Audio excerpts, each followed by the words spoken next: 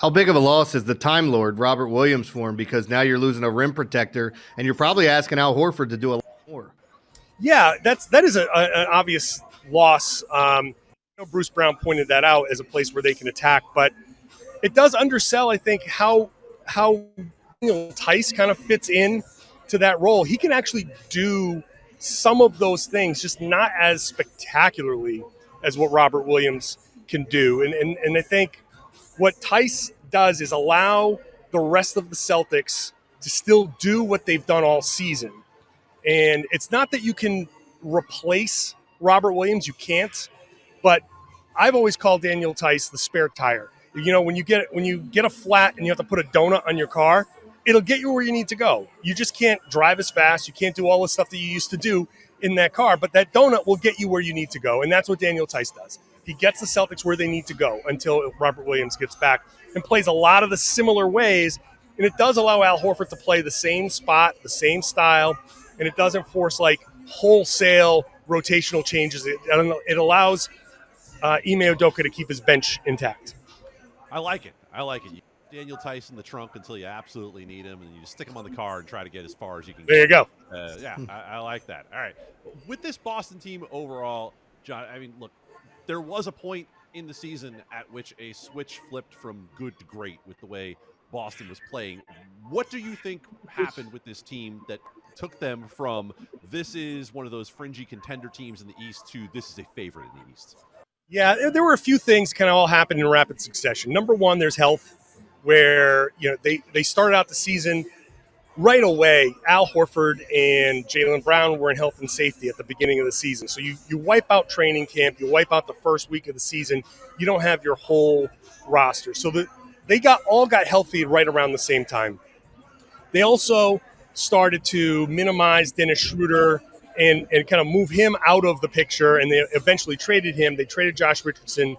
You bring in Derek White. And what that does is it allows the entire offense to just move more fluidly. It's not a knock on Dennis Schroeder. It's not a knock on Josh Richardson. Richardson was having a good year. They just slowed things down. The ball stopped a little too much. What you've seen since is a much more free-flowing offense where they're getting 25, 30-plus assists a night. That's the type of offense, the old San Antonio, the beautiful game type of basketball. And then everybody just bought in. They started to get the picture that, hey, when we do things a certain way, we're losing. When we try to do things our way and isolate too much and get away from the game plan, we're losing. We're blowing leads. When we keep doing the things that the coach is stressing, we're winning. And I think like film session after film session after film session, be like almost kind of like an I'm telling you, I told you so. So once the guys all bought in on top of those other two things, then you start to see this well-oiled machine, and it starts at the top with Jason Tatum moving the ball. When he's inviting these double teams, and he's doing a great thing where he's drawing the double teams out and then kicking the ball and allowing the Celtics to play a few seconds of 4-on-3. And so it's been kind of real interesting to see that progression. Talk about how they defend KD. What do you see them doing? Because I can't imagine they're going to expect Tatum to be on him the entire time.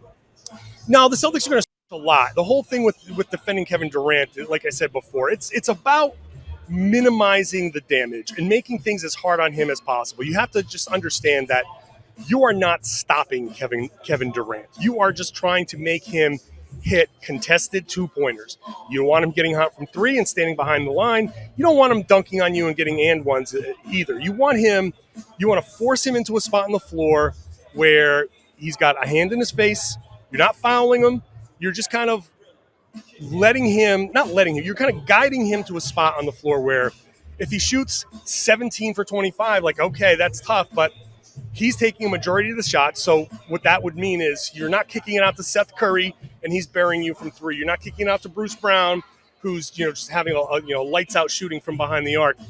You're not getting those ancillary guys, because those are the guys that are going to kill you. If Kevin Durant just scores 40 all on two-pointers, then fine.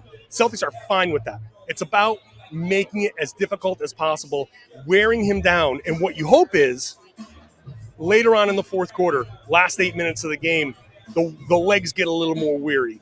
and some of those shots start to go a little front rim, and that's the whole thing. It's just about kind of like waiting it out, making their life tough, making them work on offense. And this is the other thing: defend with your offense. Run him through screens. Make him chase Jason Tatum. Make him chase Jaylen Brown. Make those guys move. Either they're going to move and get tired, or they're going to stop moving. You're going to score easily. So defending with your offense as well. And the whole thing is, can you wear them down and pull away in the fourth quarter?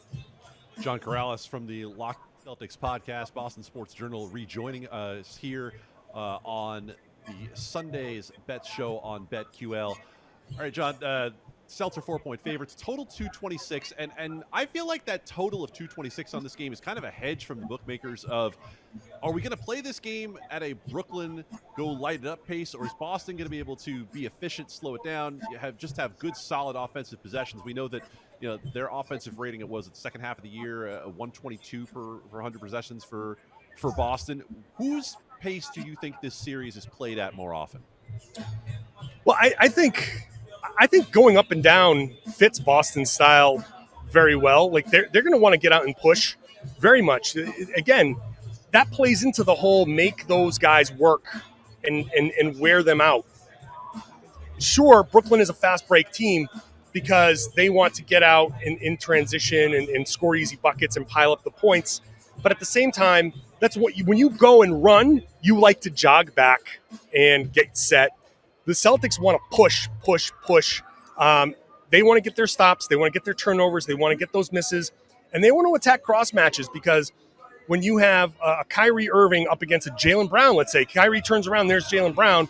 Well, if Jaylen gets that ball on the move, he's going to do a little crossover. He's going to get by Kyrie, and that's easy money for you too. So I think the Celtics can dictate the pace. Their defense, when you've got a defense like Boston's, tends to dictate the pace. So I think it'll be at Boston's. But I also think that pace will be a little higher than people expect from Boston.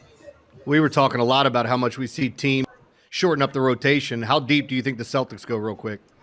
Well, Ime has already shortened his rotation. He's already playing only like 8 or 9 guys. So I think he's going to stick with his 8 or 9 guys. He's off the bench. It's Grant Williams. It's Derek White. And, maybe he'll stop there. Maybe we'll see Peyton Pritchard, as a shooter against some of the smaller lineups that Brooklyn will throw out there, where he's less of a liability. But Ime hasn't gone very deep. And part of the turnaround was Ime kind of like cutting off that water at about 8 guys. So I think he's going to stick with what he's been using over the past month or so. John, thank you so much for your time. We appreciate you getting ready for tip here in just about an hour. John Karalis from Locked On Celtics, and we hope you have a great rest of the day. Thanks. You too. Thanks, guys. Thanks, man.